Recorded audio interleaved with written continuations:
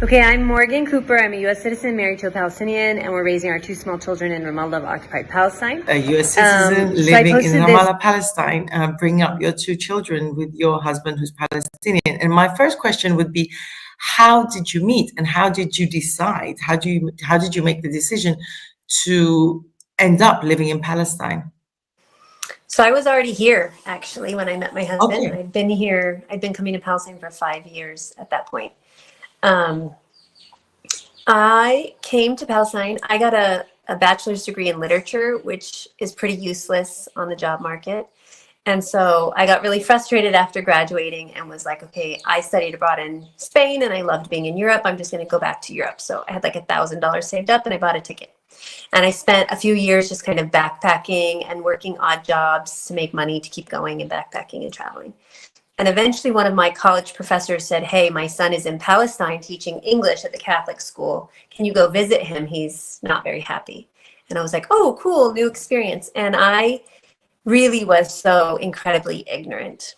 I was just like a typical American, so ignorant of, what falafel or hummus even were, much less of the politics of what was happening here. So it was a really shocking experience for me to come the first time. And one of the things that I had said to him was I wanted a host family because that's the best way to get an education and a cultural experience.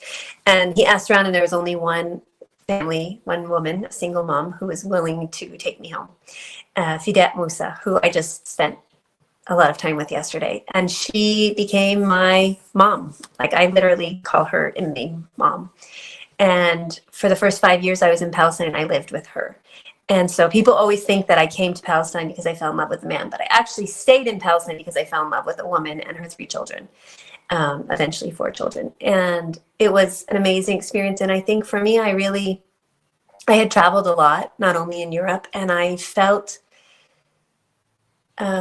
this incredibly heavy responsibility going through a checkpoint. Like I am from a white settler colonial nation and I am a tax-paying American. And this was a huge wake-up call for me that this is what my tax money was paying for, was like these soldiers' shoelaces and bullets in their guns.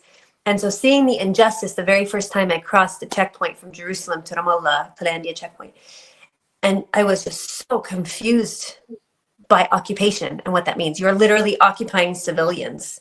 And it was really in great contrast to the narratives that I had heard on Western television. So I kept coming back and visiting Fidat, living with Fidat, working here. And then eventually I decided I want to be qualified for the jobs I'm getting. So I went to occupied Hawaii and I did my graduate studies there and got my graduate degrees, and I came back and I taught at Birzeit University. And so that was the moment actually when I met my husband. He had just opened up a restaurant and I became one of his most regular customers. And it was 2 years later, I think, that we decided to marry in a really rushed moment. I was a tourist at that point and still am a tourist. My legal identity here is a tourist in Israel. That means that the Israelis who control the borders. So the Israelis control Palestinian borders. Of course, they occupy everything, literally, including the air we breathe, the water that we access, everything. And so the Israelis control the borders. And that means that any visas are issued through the Israelis. Okay, so I have a visa in my passport from the state of Israel. And it was a B2 visitor visa that's given to you at the airport or your point of entry, your port of entry. And those are usually for up to 3 months is typical, but sometimes they would give me like 1 week or 1 month. And every time I would come in, it was just this fight. And it was a lot of fear. Am I going to be able to get back in? So we just hit a point where they said, okay, this is the last time we will let you in the country. You have no business being here. You can only by law be a tourist 6 months in the year. And I was teaching at a university in Palestine, but the university itself could not even apply for me to have a work visa or a longer term visitor's visa. And this is something that the Israeli state regularly does. So like student visas to come and be a study abroad student at the university, a work visa being a visiting scholar, having a job here. Basically, any kind of visa extension is impossible if you are in occupied Palestine because the Israelis don't want anybody coming in here and seeing and experiencing, much less contributing to civil society. So I hit a point where it was really clear I had been deported once, and I was told that I wasn't going to be let back in. So I just looked at Saleh, my husband, and was like, what are we going to do if they are serious about that and they don't let me back in 2 weeks when my visa expires and I have to travel out again? And he was like, I don't know, we'll move to Amman. I was like, I don't want to live in Jordan. This is our home. This is where we live. Are you really going to move to Amman? He's like, no, I'll visit you on the weekends. I was like, what? This is a crazy solution. Let's get married. I heard that spouses can get extensions as visitors on their visitor visa. So we rushed this marriage. I think it's a really uncommon tale that you marry the Palestinian to get a visa. Most people would think that it's the opposite. You want to marry the American to get the visa and be able to travel out, but that wasn't the case for us at all. And I was able to get a 1-year extension on a visitor's visa. So my legal status is still a tourist. I'm 21 years in Palestine and I'm still a tourist, because Netanyahu himself is on record as saying that he will give the spouses, the foreign national spouses of Palestinians, Lamshema residency when he grants the right of return to Palestinian refugees, meaning never. He doesn't want, and the state of Israel doesn't want, to build up Palestinian society, which is the point of an occupation, right? You're meant to come in and like create stability and then leave. And that's who have just announced that they're planning on annexing the West Bank with Trump's support. So I'm 21 years as a tourist, but what that really means, it's not only that, you know, my passport just came back from being extended. It's a State of Israel Hebrew B2 visa. It's 2 months and I think 3 weeks is what they gave me for my extension. Last time it was 1 month. It's a constant hassle because you have to give them your passport for a full month. And so I'm regularly without my passport in my hands. It costs a huge amount of money every time you do it. So 1 to 2 to 3 months, you're paying a lot of money to get the extension. But none of that is, I don't have a right as a foreign national to having residency here. I don't have a right to having a visa here. But my husband, who's a Palestinian citizen, and my children, who are Palestinians, have a right to family reunification under the Geneva Conventions. So that is their rights as Palestinians under occupation, or any occupied person. I mean, literally thousands of human rights violations that happen on a regular basis here. So basically, what they're telling you is that you cannot be a Palestinian in a sense, even if you've married. Because I mean, my mum's English and she's married to Cypriot. She's been living here in Cyprus for nearly 60 years now.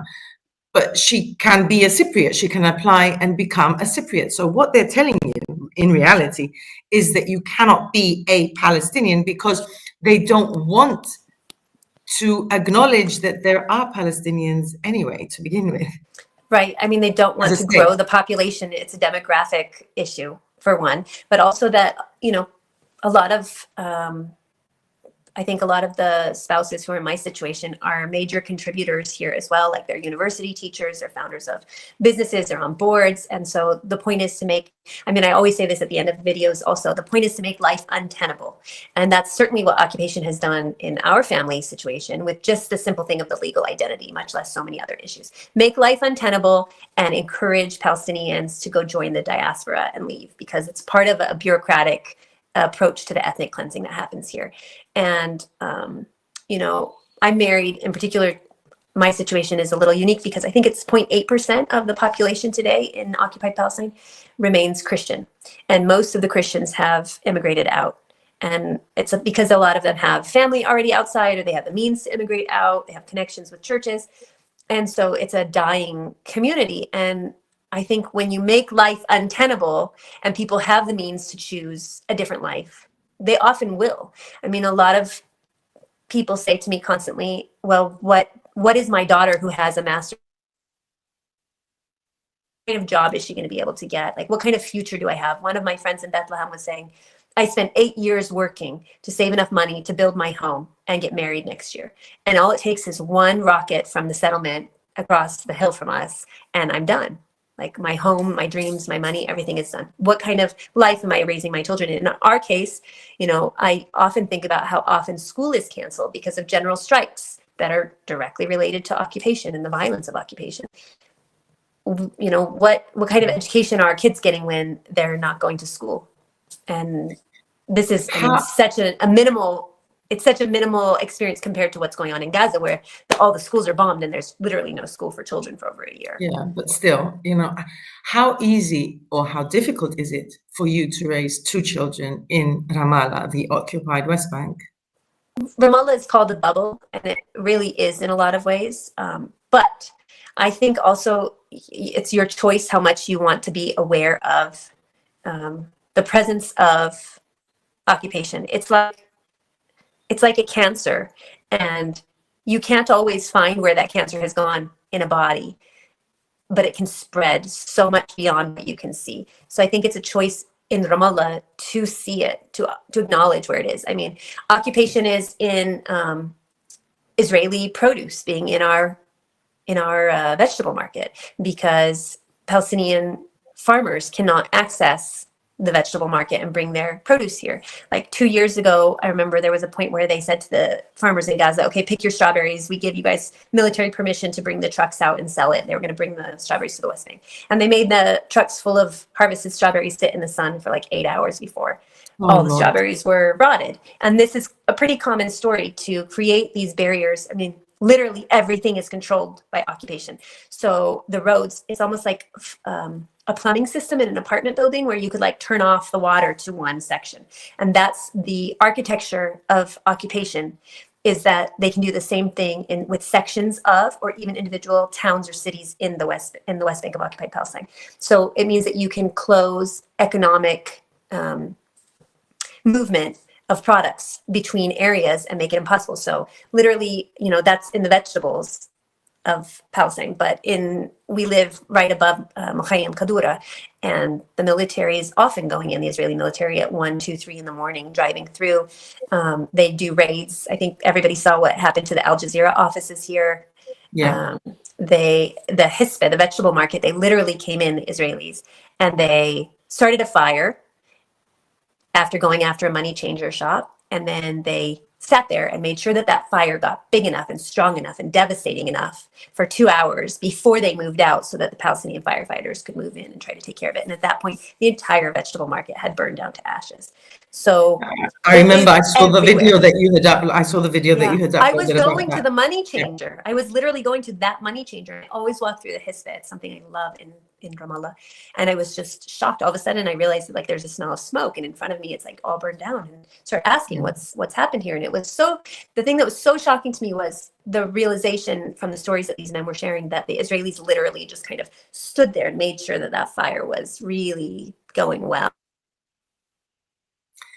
And this is Ramallah. You cannot go to that market, and you cannot notice that where it's at, and you can, stay away from the areas, but it's increasingly visible. In Al Bire, which is a twins, we say Ramallah, but it's two twin towns, Ramallah and Al Bire, that kind of make up this area that has grown so much and often called Ramallah. And Al Bire has incursions all the time. I mean, I think it was 7 months ago, the Israelis came a street away from my friend's house and shot a kid who was just riding his bike. And this has become increasingly common. And you see it with Gaza too. I mean, they have this absolute disregard for life, for law, for morality. Absolute disregard. And so Ramallah is the least touched, for sure, of all of the Palestinian spaces. But it is still there. It is still visible. And my children, as well, all other children in Palestine, see that. They live. I cannot even begin to imagine what it's like for a child to live through that. I've got my son's nearly 8 years old, and I can't even imagine what children feel going through what children in Palestine in general, let alone Gaza, but in general in Palestine. I know it's olive season now, just like in Cyprus, it's olive season, and you've been harvesting your olives. You can tell because I keep slouching, like so tired. Yes. Tired of it. Yeah, you've got neck problems. You've been harvesting your olives, and I would like you to talk to me about your project. But my question is, and we've been watching the Israeli soldiers attack Palestinians who have been harvesting their olives, destroying the trees that are 100 and 1,000 years old, and burning them, taking the Palestinian farmers' produce, their olives, taking their equipment. Have you ever thought that that could happen to you? Is that a possibility, even though you're in Ramallah? Of course, it's a possibility. In our case, I think only over the last 12 months, we've had the Israeli military coming up to our land. And it is still Ramallah, but it doesn't mean that that can't happen. I mean, anything can happen here. They're that level of crazy and violent and vicious. And it could absolutely happen. I think it's a lot less likely to happen where we are than other places. But we're very aware. I don't know. I've been thinking this lately about, I went through a really serious health situation over the summer, and I kept thinking that I'm so grateful that we have hospitals. I'm so grateful that we had emergency rooms when I needed it, and pharmacies with medicine, and I have my home where I could rest and recover through all of this. And then I kind of get bitter and think, like, that's not something that I should have to celebrate, that my house didn't get bombed and that our hospitals didn't get bombed. It actually should just be a basic human right, as it's meant to be, that everybody has access to healthcare. And I think it's the same during the olive harvest. I keep thinking, like, well, I'm so grateful that, you know, we can harvest in peace. I'm so grateful that we can bring all of our supplies, our ladder, our tarps, our bags, and be able to leave them overnight and not have to take them back with us. I'm so grateful that we can access our land with a car. I was in Beit Igza yesterday, and I made a reel that I'll post tomorrow. Literally, there is the Israeli apartheid wall, takes different forms in different places. So in some places it is an electric fence with razor wire on top, and they have confiscated the land from the olive farmers in Beit Igza on the other side of this, even though it's like smack dab in the West Bank of occupied Palestine. And every day those farmers have to show up around 7 o'clock with all of their equipment. I mean, you're talking about ladders and the rakes and sticks. And they have to sit there until the soldiers open. And you don't know if that's going to be at 9, at 10, at 12.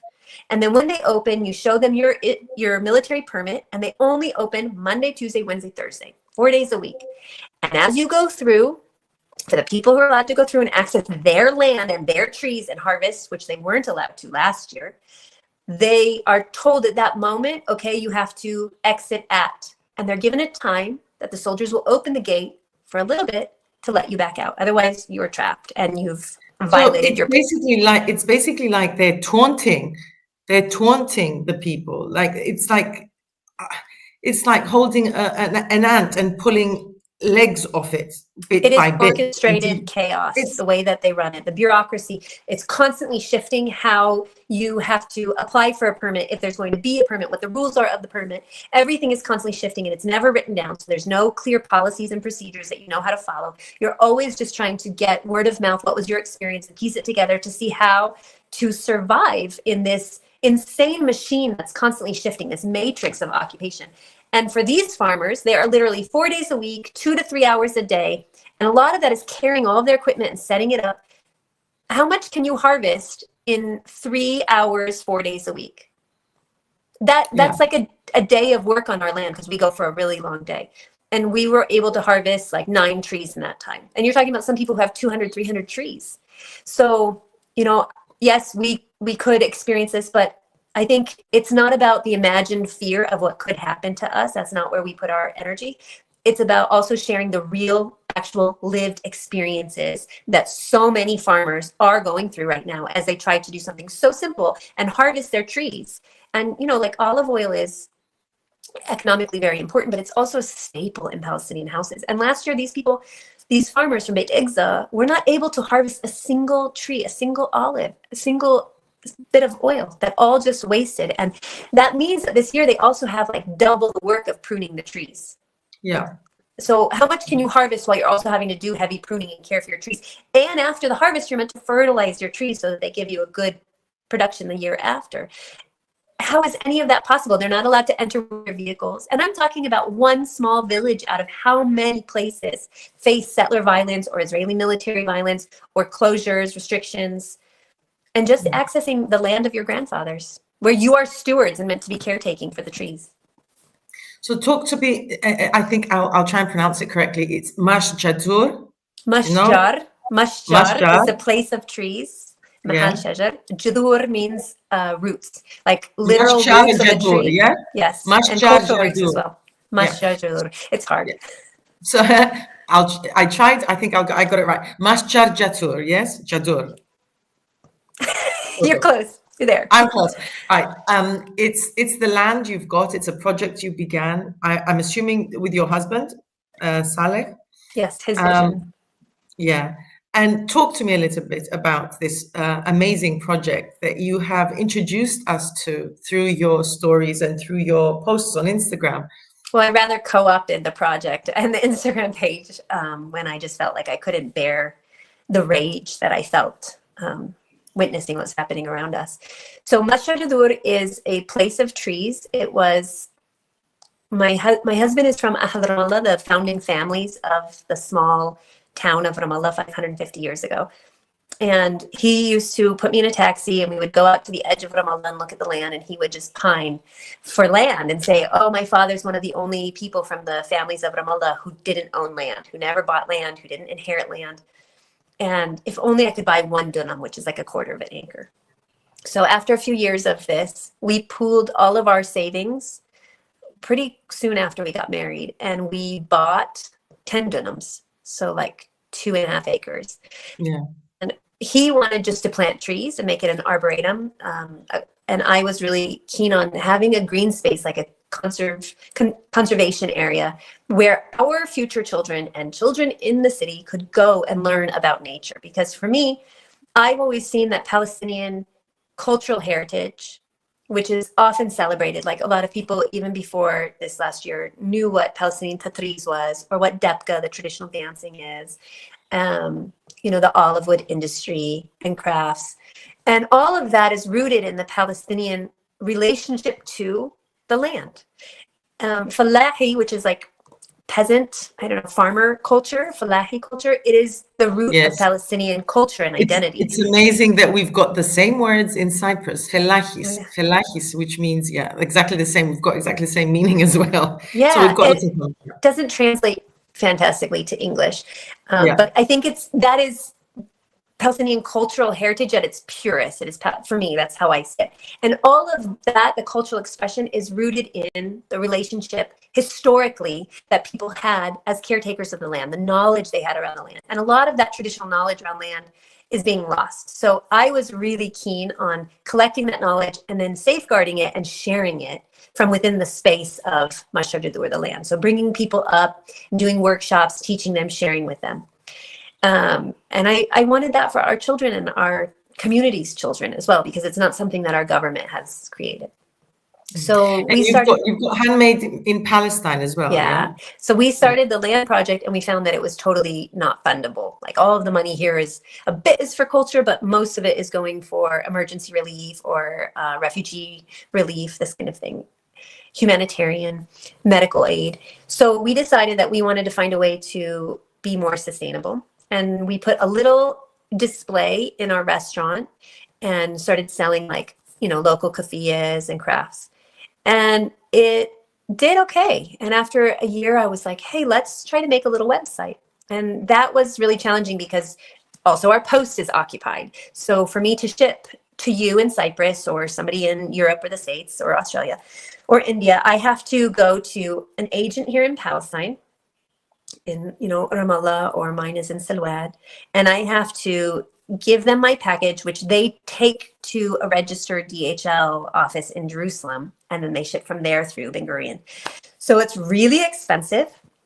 Like one kofia would cost around $50 to ship. And then we face a lot of complications so that it might end up taking 3 weeks for us to get it out.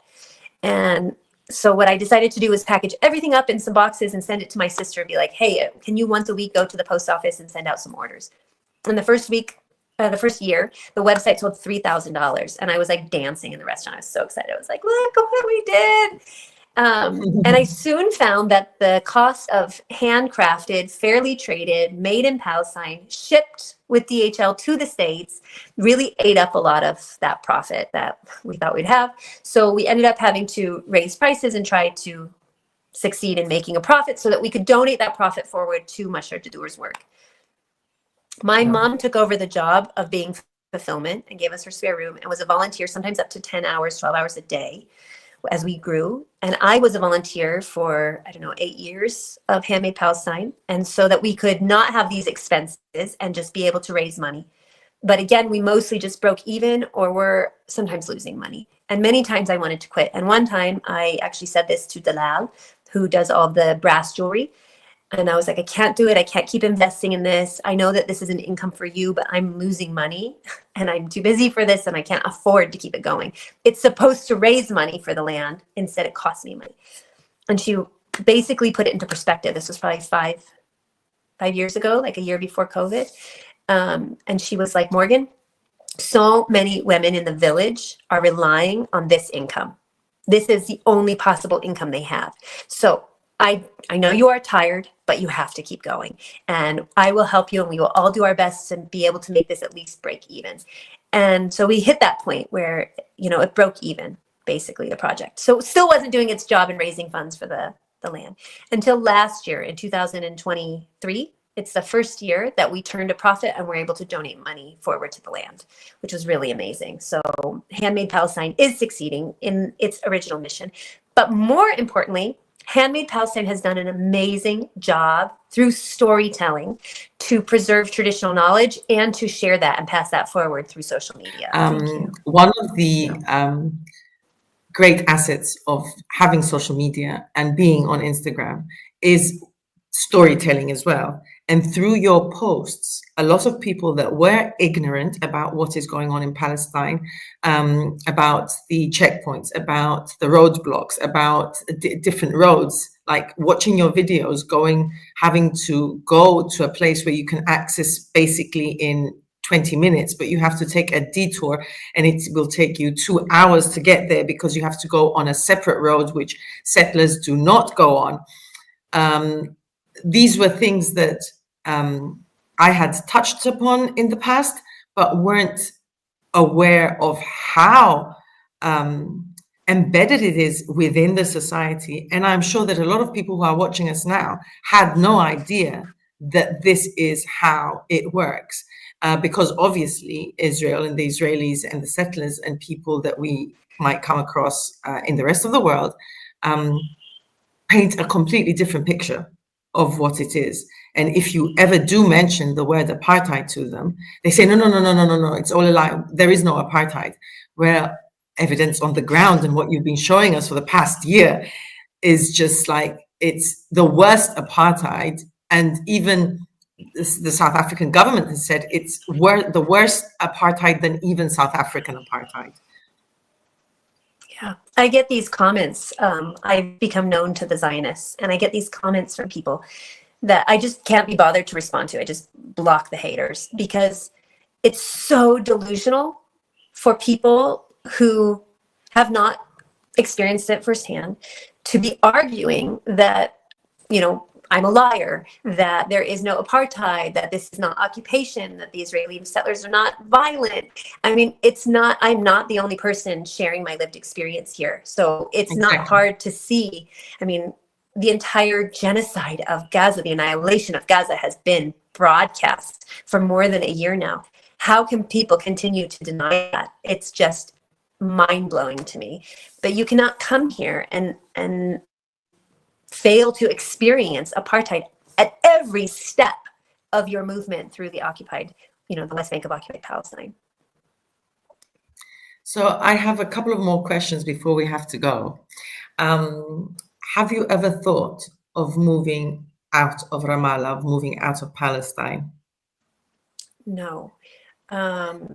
It's really bizarre to me, actually, how many people over the last year, I wasn't on social media. I always made a point of being behind the camera and uplifting Palestinian voices, always telling my husband, okay, you be in the video, even if it's in English, I don't want to be in the video.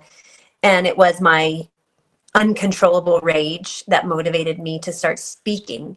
And I did not ever expect that anybody would listen. Like I just was posting for myself, really, to have an outlet.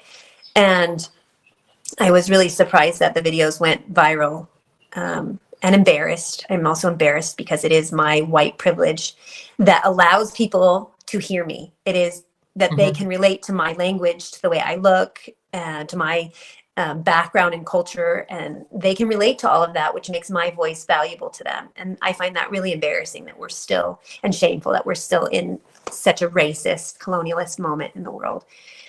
But a lot of people have responded with these comments, which I think are really well intentioned, of like, can't you get your children and get out of there? And one thing that I realize is that people don't have any sense of geography, and they confuse where we are in Ramallah, the West Bank of occupied Palestine, with Gaza and other areas.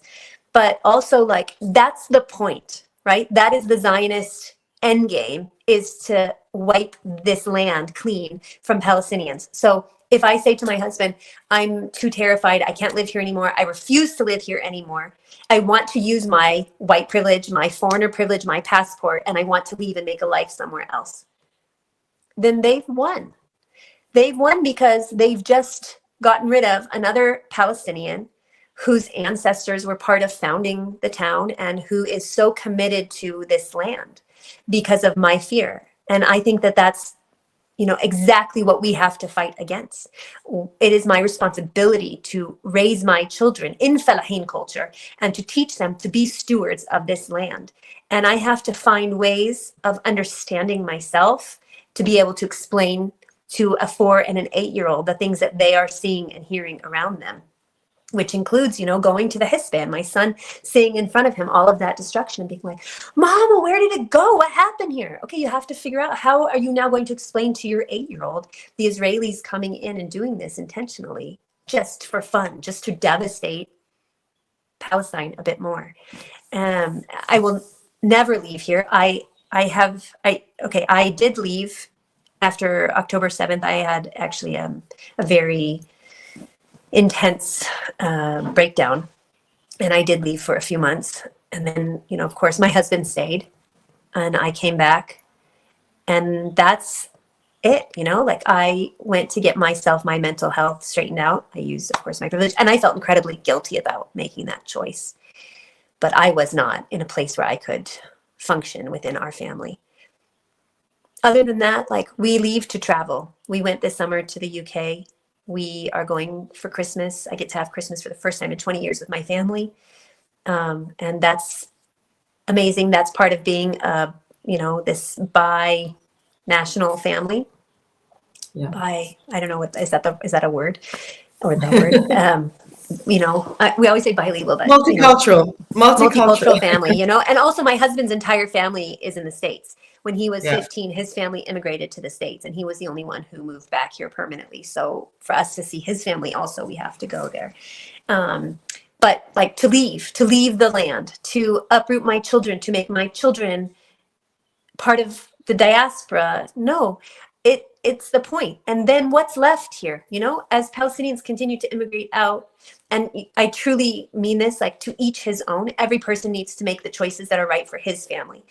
But as Palestinians continue to immigrate out and be ethnically cleansed, like, it becomes increasingly urgent and vital that you deepen your roots in the land, and you use your voice, which, you know, I've been off Instagram mostly for the last few months as I've gone through this health crisis.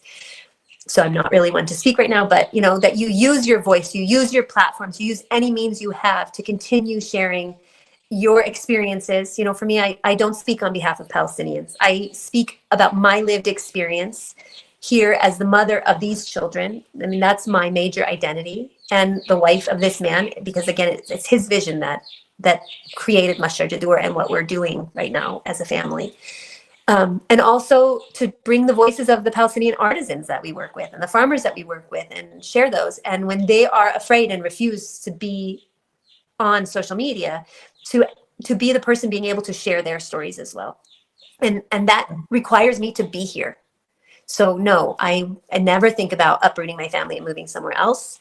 I do hope that we get to have experiences in other countries sometimes, short term, but we will not ever be leaving this land, even if the Israelis deny me my tourist status. Which is also a possibility. Yeah, it's more than never that. know with that. As a US citizen, we've just had the US elections. What is your take on that? It's just two evils, really. People were saying vote for the lesser evil, and I was like, no, vote for third party. Even though I don't live in the States, I'm not a US citizen, but whoever I spoke to that lived there, I was like, no, no, no, no, no, no, you don't understand. It's not the lesser evil. Do you think anything will change, will this be worse? Will Trump be worse? I don't think from my position in occupied Palestine that it makes any difference. I think that from within occupied Palestine, US governments, US foreign policy has been very similar no matter who's in charge. Okay. And so, I mean, Trump moved the embassy to Jerusalem. And that was really big because it's acknowledging Jerusalem as the capital of Israel, which the international community has been very against, acknowledging the illegal annexation of Jerusalem by the Israelis.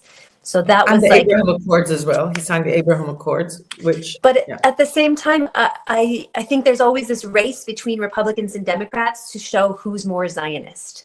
Yeah. And so I'm not sure that makes any difference here from within occupied Palestine. I know that for a lot of Americans, a lot of my community in the States, my friends, college friends, family, people are really devastated. I don't get that. I really don't see that, because from my view outside, America, the American empire, has been imploding for quite a while. And the lesser of two evils is still evil. And just because within America you haven't personally felt and suffered through the policies and the consequences of American evilness, the rest of the world has. The colonial powers, not only in the United States, but Europe, Germany, and the UK especially, their foreign policies have made so many people in the global south, the colonized lands, suffer. They are all supporting and enacting and participating in an annihilation. I mean, I feel like there's got to be a word even beyond genocide at this point. And at some point, Americans are going to have to feel that. They are living in a bubble in the States to think that it really matters whether it's Trump or Harris. And I think that's because they are so consumed and egocentrically consumed with American liberties. But this is not all there is, and this is not all you should be voting on. And it's the two-party system is the evil. It's not just Trump and Harris. They are not the evils. They are just faces of the Democratic Party and the Republican Party. And this together is part of a two-party system that is America. And this is the evil. And there is not a lesser of two evils anymore when you look at it that way. There is just a system, a political system that has wreaked havoc and destruction and death around the world that needs to come down. And if Trump is part of, let me be the most unpopular American in America, if Trump is part of that downfall, then so be it. Because it's time for the fall of the American empire so that we can have a hope of saving the world before it's too late. That is how I see it. That was my last question, but I think you've answered it. My last question was, do you believe, and I ask most of my interviewees this final question, do you believe that what we are witnessing now at this moment is the rattling of the end of because it's not just the US empire, but it's the colonial empire, which also includes, as you rightly said, Germany, Europe, the UK especially. Do you think that what we're witnessing now is the rattling of the final stages of the colonialist, imperialist empire? I sure hope so. I really, truly hope so, because it is wicked, and it has been wicked for hundreds of years, and it has caused so much death and destruction and devastation to so many lands and peoples for, the white colonial powers to be able to profit. And it is a sick system that is still very much alive in so many parts of the world. I was in Malawi, even South Africa, and I just kept thinking and saying aloud, I thought we said that we were post-apartheid, and it's just a new form, of apartheid. And it's just a new form of colonization that you see when you are in other African countries. And here also in Palestine, this modern settler colonial project that is very much in a powerful moment. The settler colonial power is very strong in this moment, and it is all alive and well. And I truly, with all my heart, hope that we are at the beginning of the end. and in the downfall of the colonial moment in history. Because the earth, it's not even just about the devastation to occupied Palestine or to African nations. The earth itself cannot sustain this colonialism and this evil any longer. So I know you said this is going to be your last question, but I just need to put this on record because I think it is the only important message that I can possibly give. And that is that we feel often looking around very hopeless, especially people who have gone to so many protests throughout the last year or written their representatives. But the only power that you have, the only power you have is as a consumer. And that is an incredible power. And when you come together in community and you use your power as consumers to say, we will not buy these products, it makes a difference. Or the flip side of the coin, we will buy and support these products. It makes a huge difference. And they say that that was what caused the downfall of apartheid South Africa, that boycott, sanctions, and divestment are incredibly powerful tools for individuals to engage in. So when I say that I truly hope it is the end of the empire and the end of the colonial moment, the only way that it will happen and happen quickly enough to save the earth and save all of us is by people using those tools for good. So that is the main message. It's not just this is my lived experience. It is you have a responsibility to make this a more fair and just world. And going out to protest is all good, but it's not changing anything. So use your consumer power to make that change and to be that change and spread that message. Thank you so much for such a wonderful interview. And I hope we'll be able to speak again and have another conversation, because it's just, I didn't even realize that nearly an hour has gone by. Yes. There are so many subjects that we can talk about and so many things that we can touch upon. It's just endless. It's never ending. Thank you. Thank you for spreading the word. Thank you for spreading and teaching people what Palestine is really all about. I know that I've spoken to so many people that know you from social media, and they say, we didn't know. We didn't know. Now we know. Now we know. And as you said before, it might be, you might feel guilty because it's your white privilege, because of the way you look, and because you speak English very well, obviously. But that's the only way to reach people outside of the Palestinian or Arab or Muslim or Arab Christian community. The only way to do that is by having people who belong to a different community and have access to that different community to be able to spread the words, to tell people, to end the narrative of dehumanizing, because this is what's been happening in the Western world, the dehumanization of the Arab world. Suddenly, Arabs are always the bad guys in the movies and the evil people in the movies, just like the native Indians in Cowboys and Indians, I mean, in Western movies, where you dehumanize and you create this idea that everybody who lives in this country is a terrorist, and everybody is being used as a human shield, and everybody, and they're not humans. So it's okay. What we're doing to them is okay because they're not humans.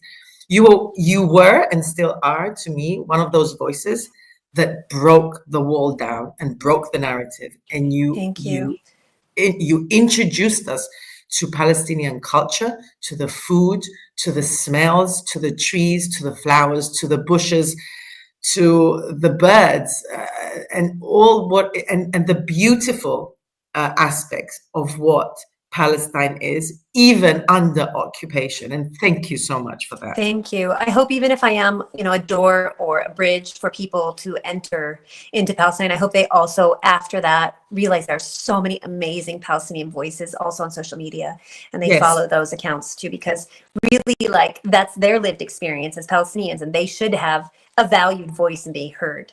I think much more than myself. So even if I act as that for people, my hope is that they enter and then they keep going through other voices. Well, this is what Bisan did, and Motaz Azaiza, the journalists in Palestine, and so many other, Youssef Alelu, Hamza, who is not with us anymore, Al Dadu and his dad. I mean, so many people. and the journalists that have are showing us what is going on in Gaza. Without them, we would have not known, and that's why the Israeli occupation forces and the idea for killing journalists, because they're telling us how it is on the ground. Morgan, thank you so much once again. Thank you so much. Thank you for reaching out and including me in this. Thank you.